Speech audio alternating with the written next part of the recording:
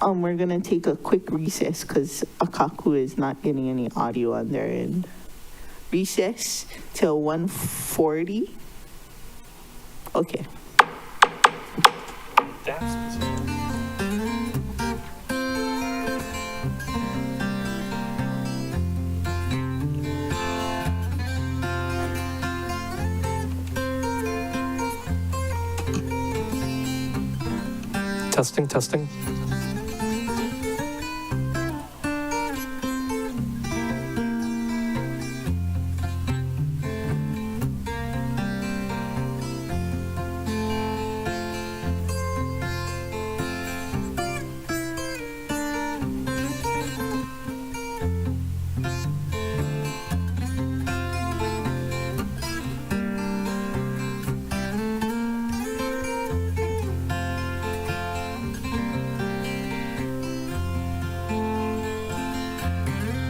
Testing. Testing one.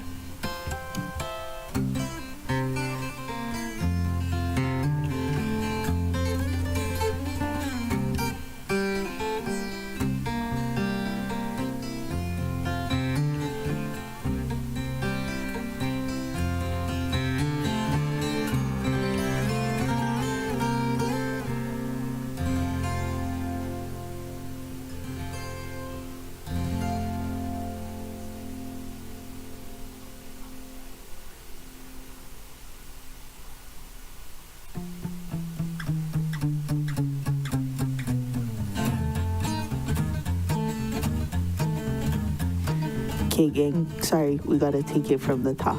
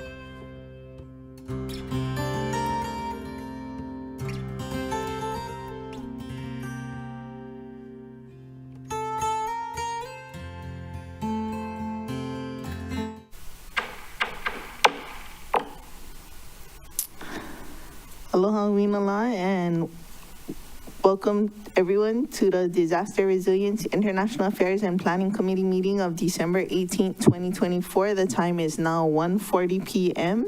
And if everyone could please remember Kiani Rollins Fernandez. Aloha Winala. Aloha Awina La, Chair. I'm Molokai Nui Ahina. I'm at my private residence here with one minor not feeling well. And I'm sure another minor will be walking in after he gets home from school in a little bit. There are currently no testifiers at the Molokai District Office. Mahalo, Chair. Thank you. Hopefully the minor that's not feeling well feels better soon. Yeah, she's resting up now. Next, we have Councilmember Shane Sinensi. Aloha uinala. Hey, aloha winala, Chair. I'm here at my home office with one adult canine and one minor canine, and there are no testifiers at the Hana District Office. OEB who never ceded their sovereignty to the United States. We recognize that Her Majesty to the United States. We recognize that Her Majesty Queen Liliuokalani yielded the Hawaiian Kingdom to the U.S. in duress under threat of violence to avoid the bloodshed of her people. We further recognize that Hawaii remains an illegally occupied nation-state by the U.S. as documented in a 2021 scholarly article for the National Lawyers Guild Review by Andrew Reed, adjunct professor of law at the University of Denver Sturm College of Law. Generations of Kanaka Maoli and their knowledge systems have sustainably cared for Hawaii and continue to do so. We are grateful to occupy this space and learn the ways in which we can contribute.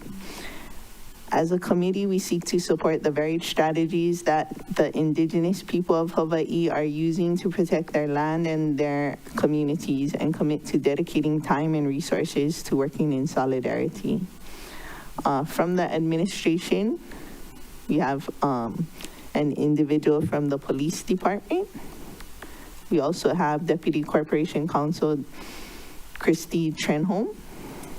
And we have committee staff, Committee Secretary Maria Leon, Senior Legislative Analyst James Kruger, Legislative Analyst Jarrett Pasquale, Legislative Analyst Trainee Keone Hurdle, Legislative Attorney Megan Moniz, and Assistant Clerk Jean Pokipala.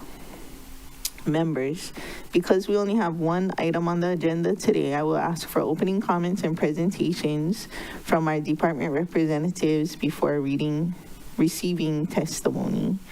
The agenda item is DRIP 9, Resolution 23-189, relating to missing persons in Hawaii. The committee and support a task force to address the urgent problem of missing persons in Hawaii. Resolution 23-189's purpose is to urge the state of Hawaii to create and support a task force to consider improvements to legislation, policies, and procedures, and to raise public awareness to address the urgent problem of missing persons in the state. The committee may discuss Resolution 23-189 and other related matters. No legislative action will be taken today because the plan is to discharge to next Monday's council meeting where it could. Here we go. Yeah, I'm here. Aloha, Captain Hamilton. Did you have any opening comments regarding this resolution?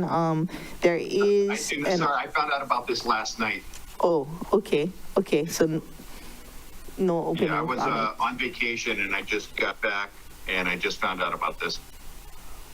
Okay, okay. All right. You don't have any objection to the resolution, though, do you? No, I don't. Okay, awesome. And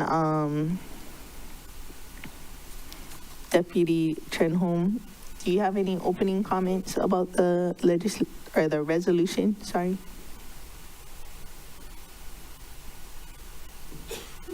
No, I do not. Thank you. Okay, we can go right into public testimony for DRIP 9. Written testimony is encouraged and can be submitted via the e-comment link at mauicounty.us/agendas. Testifiers wanting to provide oral testimony should join the online meeting via the Microsoft Teams link printed on today's agenda or call in to the phone number, which is also on today's agenda. For individuals wishing to testify via Teams, please raise your hand by clicking on the raise your hand button near the top right of your screen. For those calling in, please follow the prompts via phone. Staff will add names to the testifier list in the order testifiers sign up or raise their hands. For those on Teams, staff will lower your hand once your name is added. Staff will then call the name you're logged in under or the last four digits of your phone number when it is your time to testify. At that time, staff will also enable your microphone and video. If you wish to testify anonymously, please notify staff. Otherwise, please state your name for the record at the beginning of your testimony. Oral testimony is limited to 3 minutes. If you are still testifying beyond that time, I will kindly ask you to complete your testimony. Once you are done testifying, or if you do not wish to testify, you can view the meeting on Akaku, Channel 53, Facebook Live, or mauicounty.us/agendas. At this time, we will call on testifiers wishing to testify on DRIP 9. Chair, the first person to testify is Kimberlyn Scott, followed by Kanani Higby.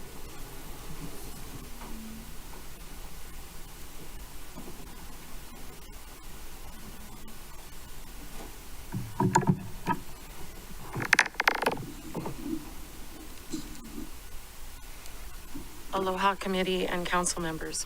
My name is Kimberlyn Scott, and I am here to Do testify. you mind bringing the mic a little closer? Closer? Like that? Is Thank that better? you. Yeah. Okay. My name is Kimberlyn Scott, and I am here to testify in strong support of Reso 23189, and I am publicly requesting that Maui County Council suggest I be made a member of the proposed committee. The stated goal of this resolution is to create a committee to address the critical need for more structured, systemic, and streamlined data collection between government agencies. Ultimately, what that means is we need correct data to know how bad the situation is here in Hawaii. I am the mother of 2 missing persons in our county. We know that they are deceased, which is more than most families of long-term missing cases get. I am grateful for this knowledge in a way that only the families of the missing can understand. When Charlie went missing 10 years ago, my family and I learned it was primarily our community that we would rely on for help to search because there were no other resources available. As more issues became apparent in missing persons protocols, I advocated for the families of the missing. In 10 years, I have worked with over 30 families, many of them long-term. Here is some of what I have learned. The County of Maui has a total of 59 missing persons. Currently, there are 42 missing persons listed with NamUs on Maui. NamUs is the National Missing and Unidentified Database. The numerical discrepancy is due in part to insufficient manpower, funding, and focus within both police departments and NamUs. In Hawaii, a lack of resolute reporting protocols for missing persons to NamUs as well as other state-run databases serve as an example of systemic failure.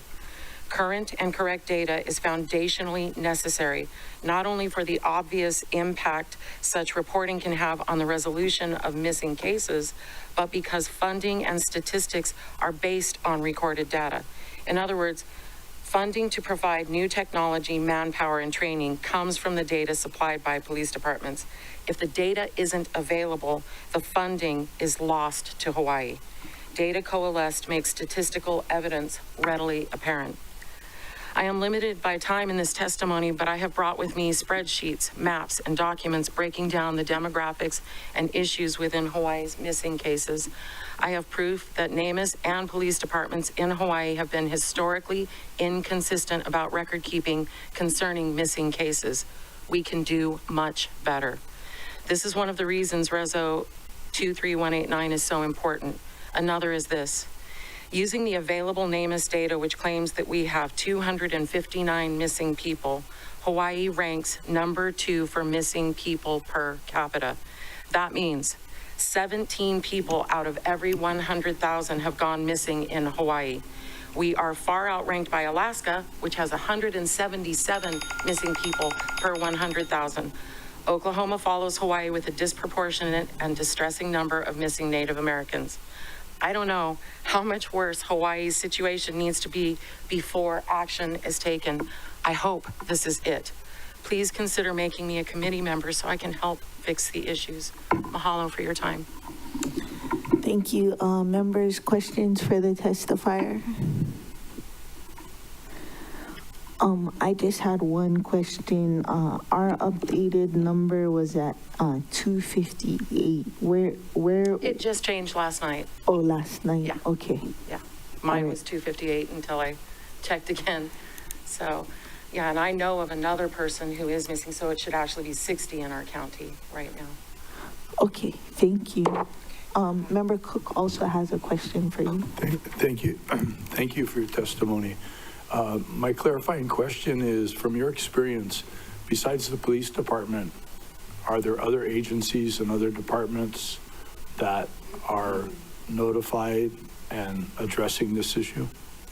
No, in the state of Hawaii, there really isn't, that's part of the problem, is that there isn't anything.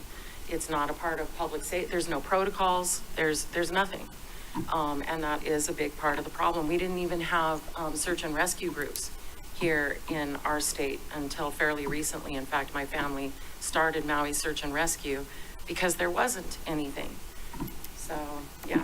And the fact that Hawaii is ranked number 2 per capita, I've only been able to get that published in like 2 articles. I have an example of one article that literally said that Oklahoma ranks 2nd, and clearly you can see that Hawaii is actually 2nd. I don't know why they just skip over us, but I don't know how much worse it could get. BC, one more clarifying question. Besides on a local level, like there's the local police department, the state, city and county police department, and then federal agencies, is there much communication between those, like the statistics that you're getting from Oklahoma and like that? Who's managing those statistics? That's outside of my purview at this point. I don't know who is doing Oklahoma. I have focused primarily on the state of Hawaii. There is federal interest, but again, all of these agencies seem to rely primarily on NamUs, and NamUs isn't getting the correct information. So it's a cluster. Well, thank you for your testimony and all your efforts. Thank you. Aloha. Next testifier. Chair, I apologize. I think Member Sinensi did have his hand raised. Ms. Scott, I think Member Sinensi has I missed it, sorry. Member Sinensi has a question for you. Mahalo, Chair, and mahalo, Kimberlyn, for your testimony this afternoon. I was just wondering if you could submit your spreadsheets to the committee for the committee's data collection. Thank you. I would love to. I have a whole bunch more documents than just the spreadsheets to give you guys. So I'd actually like to sit down with everyone and go over it. Anything that you want to submit, it can go into email. Do you have it on email? Yes. So it would just be drip.committee@mauicounty.us until the end of the year. And then as the new term starts, there might be different committees. Okay. Well, I brought a lot of it with me. So if anybody's got time, I'm here right now. So thank you. Oh, and Member Rollins Fernandez also has a question for you. Hello, Chair. It's also kind of a question for you. I'm not sure your plan for how you wanted to format today's meeting, but I was going to see if Ms. Scott was available, if she's available to be a resource person, if that would be helpful when, for after we close public testimony. I would be thrilled. I would be very grateful and thrilled. Members, any objection to designating Ms. Scott a resource person under Rules 18A of the Council? No objection. Okay, when we finish testimony, you can come down and have a seat over here. Okay. Mahalo, Kiani. So right now or afterwards? Either or. Any other questions? No? Okay. Next Chair, the last person signed up to testify is Kanani Higby.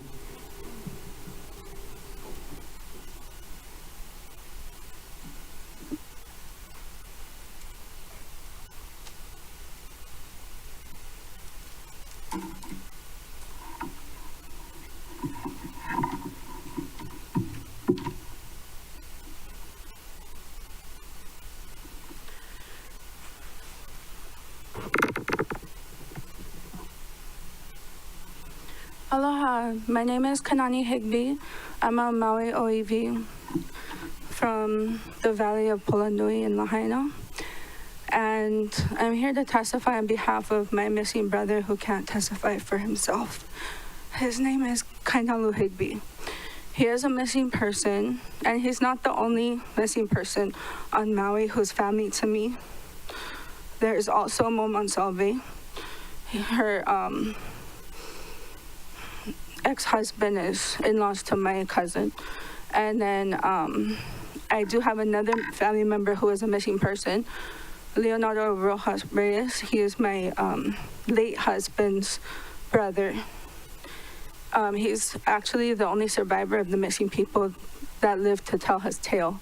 And those involved who were involved in his kidnapping and taking him against his will, physically abusing him with guns and shovels in the car, ready to shoot and bury him. The two hitmen, as well as the man who hired, are serving time in prison. Or at least they, did when this first started around 2006. But that was from good police work when Police Chief Gary Yabuda was police chief, and he was actually my favorite police chief because he truly cared for the people, and he was definitely people over profit. Again, I'll say that again, people over profit. That's something that really needs to resonate here on Maui. I believe that it would help a great deal if we were to have a task force. Actually, after my brother went missing, I did speak to retired police from Honolulu Police Department as well as Los Angeles, and they told me that a task force would be to our advantage because just for many reasons, when you want to get a job done, you use as much resources and people you can, which is obviously that happened with the Lahaina fire. They brought in a ton of people from the federal, state, and county level. They pulled all the resources together, and they were able to find the bodies in a relatively short period of time. And the justice was given to those families. Praise God. As for us, we are still waiting. Many years. For myself, over 2 years. And my brother is a father of 2 children and a loving husband, or 3 children, sorry. Loving husband, and he's somebody that we miss quite a bit. So I just know that the 2 detectives on the cold case unit for the Maui police isn't sufficient for the amount of caseload that there is. And in closing, I would just say the task force would help with funding.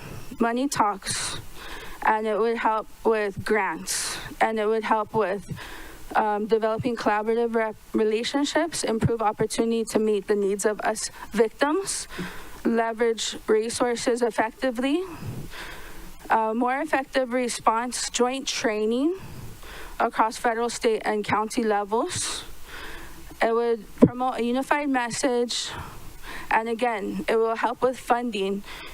The reason why it was so successful to find all the bodies in the fire was because there was so much money used to pay everyone so that they could sufficiently find all the bodies.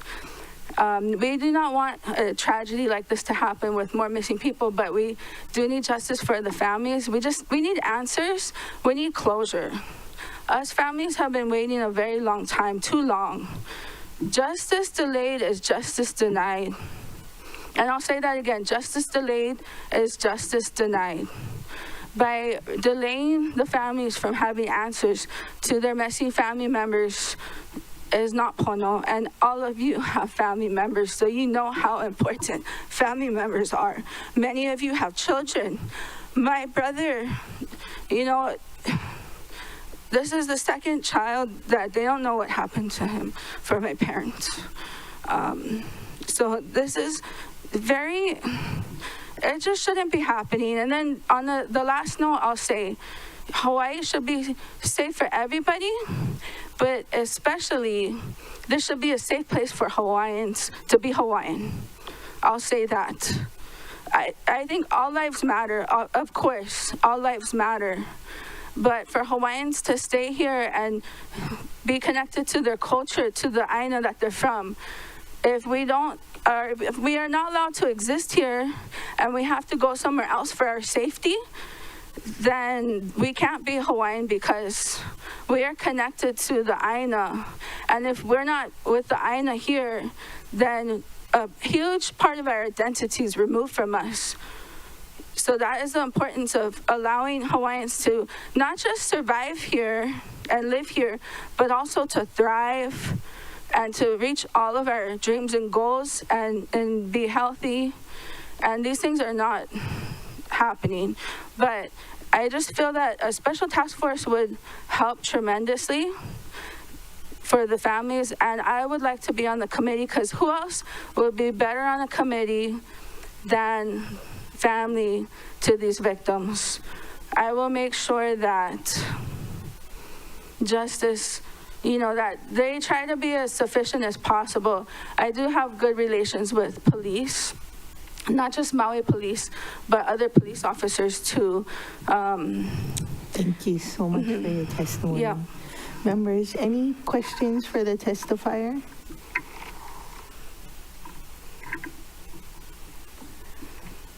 Seeing none, thank you for your testimony. Thank you.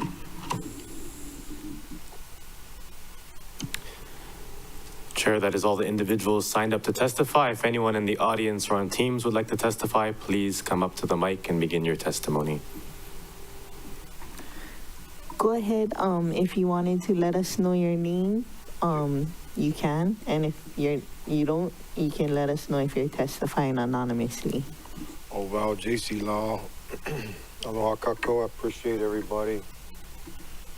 And I appreciate Mr. Cook's question about the agencies that might be able to assist with this task force. I do support the notion.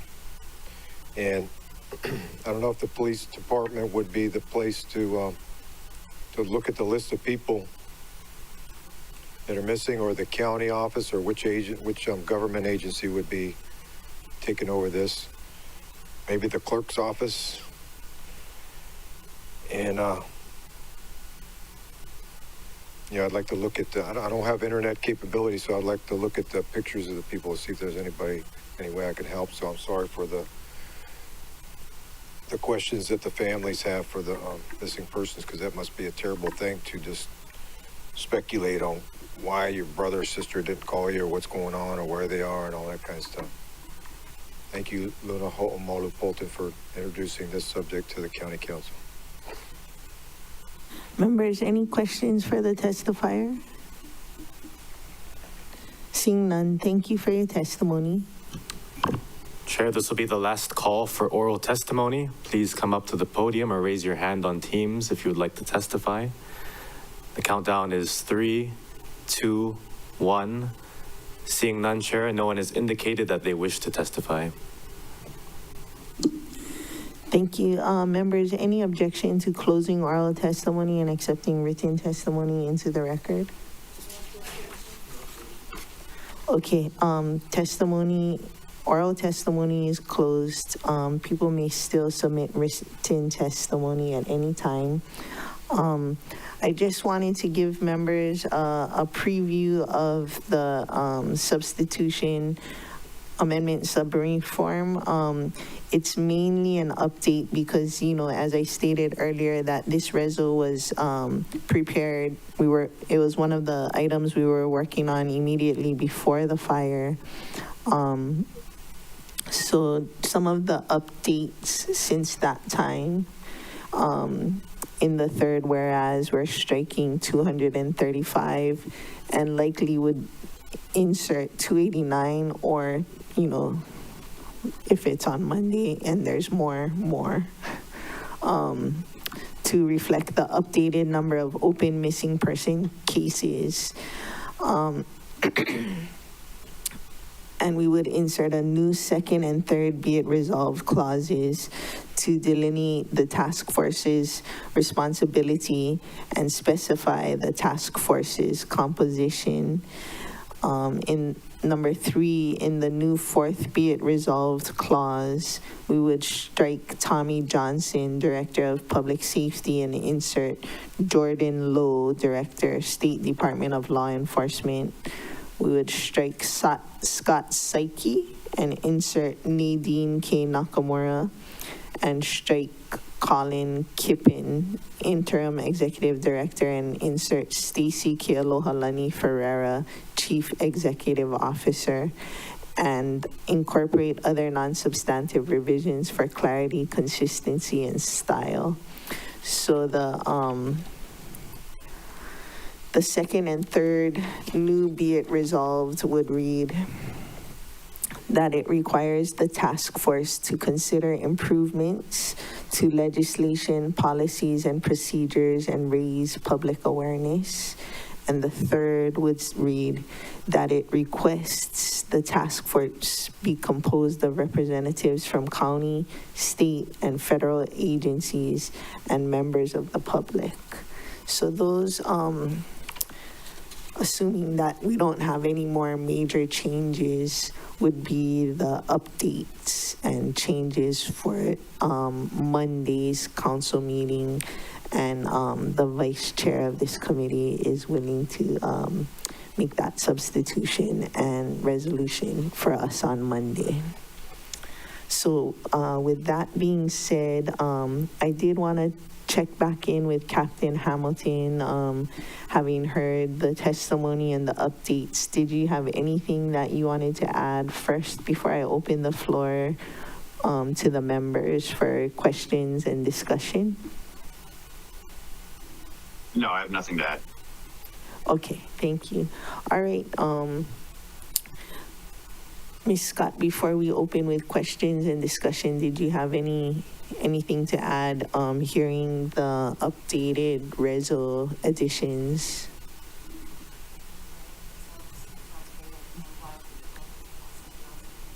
Okay, maybe we can get Ms. Scott a microphone for when, oh, it's there. Okay.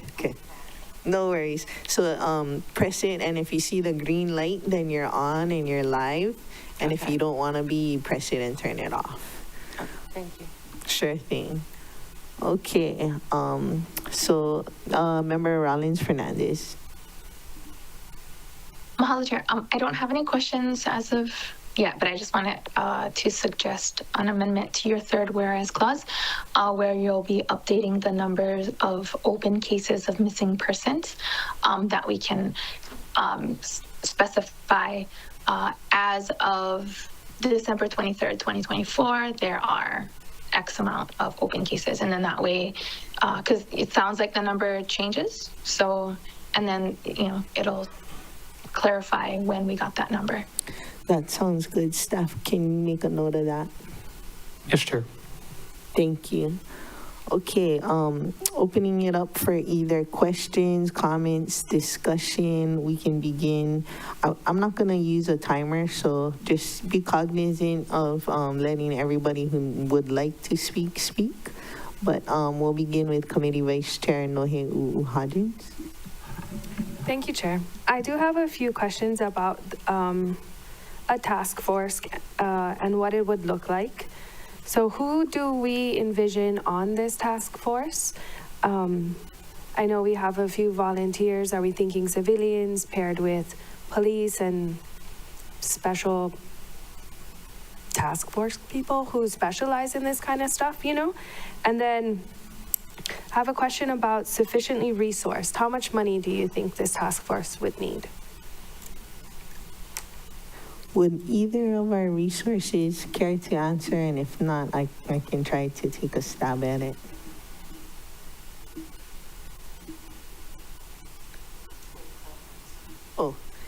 She was asking who we envisioned being on the task force and what kind of financial resources it would require. The financial resources question is kind of beyond me. I really don't know what the answer to that is.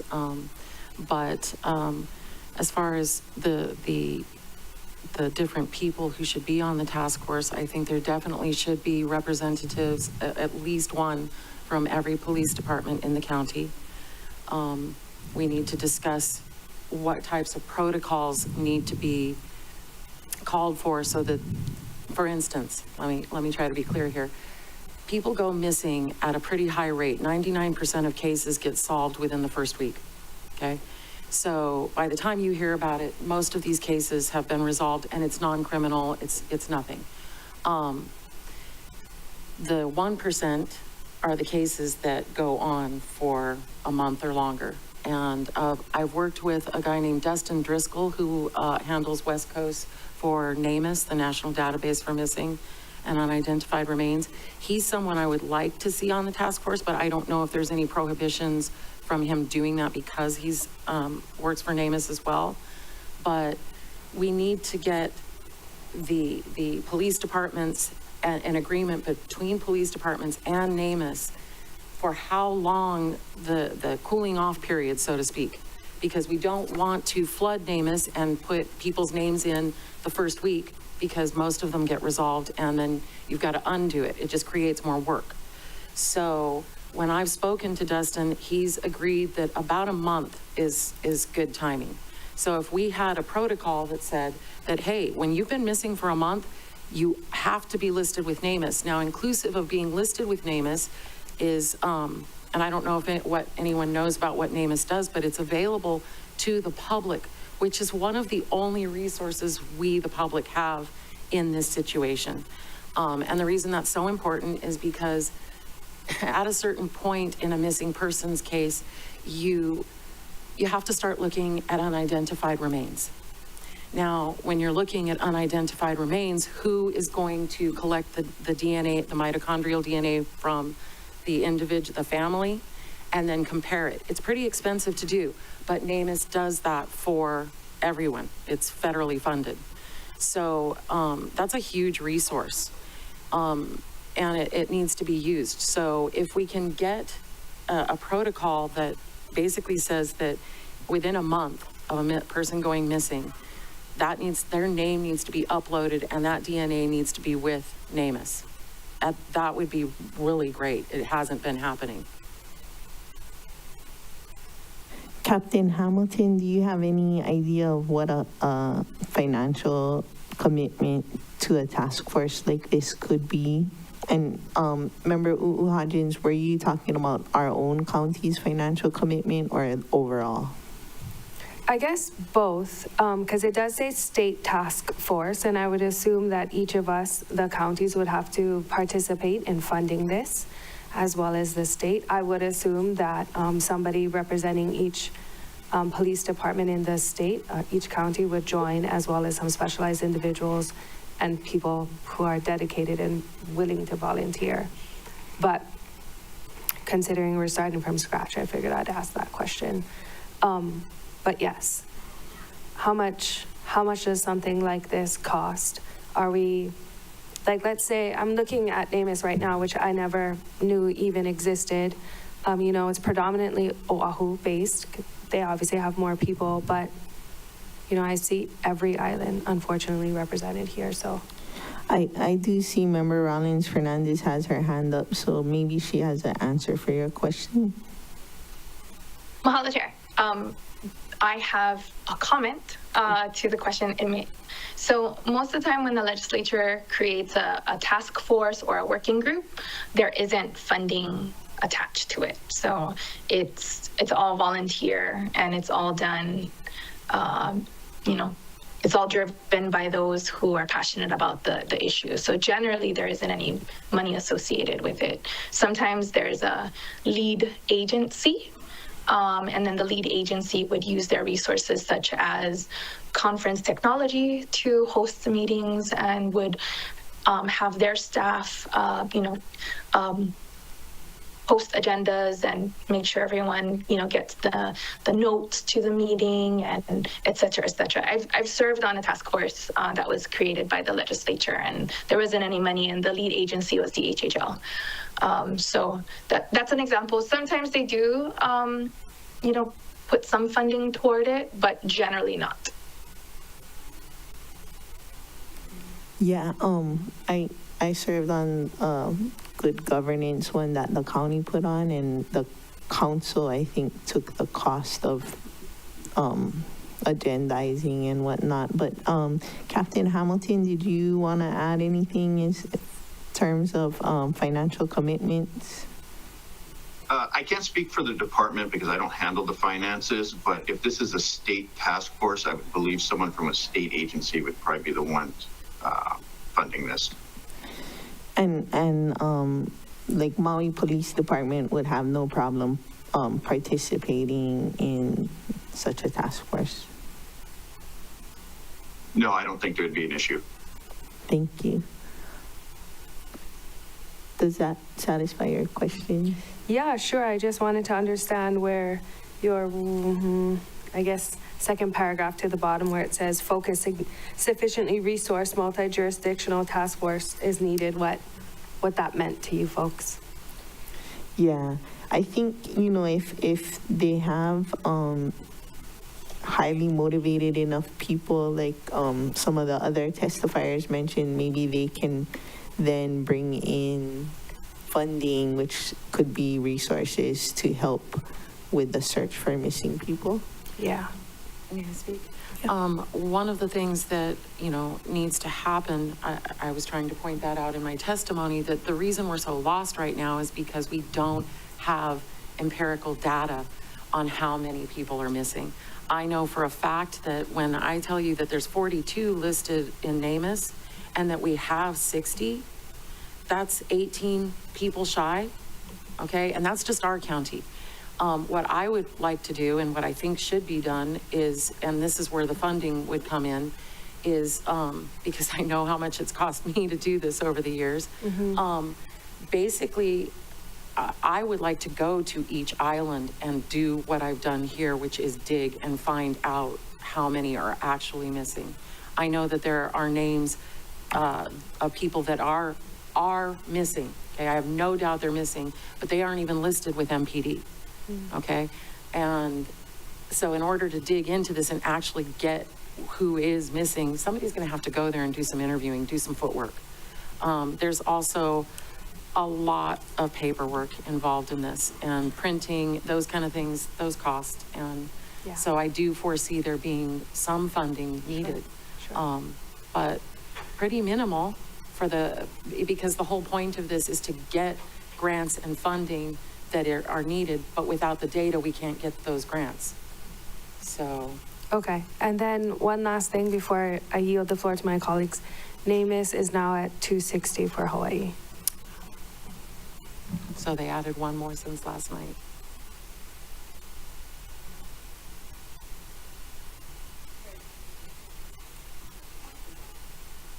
Okay, Member Cook. Oh, sorry, Member Hodgins, was that? Yeah, okay. Go ahead, Member Cook. Thank you, Chair. So my question is this, I'm curious, I was surprised that like someone wouldn't be considering missing until for a month because they may turn up, they may have been traveling, variety of different situations. So my question is like the 235 open cases in the state and 40 on Maui. Over what time frame would that be, and what is considered a current case and a cold case? Okay, according to Charlie Detail, the newly created cold case detail, they said cases over 2 years old are considered cold cases. As far as the way it works is there's no time frame when somebody calls in and says this person is missing. They're missing until they are found. The point is that most cases get resolved within the first week, okay? So the ones that are a month old, because of my experience in this, those are the cases that are iffy. Those are some things going on. And and as I said, I spoke with Dustin Driscoll, the NamUs representative for the West Coast, and he agreed that a month would be a good time frame for the police departments to commit to getting that information to NamUs. And there's I don't know if this is the appropriate time to mention this, but there's a huge issue with what families get told. When I work with families, most of the time I kind of hang back because my resources are so limited until it's a month or older. And then I let the families know that NamUs is there. Most people don't know about this, you know, and police departments aren't telling them.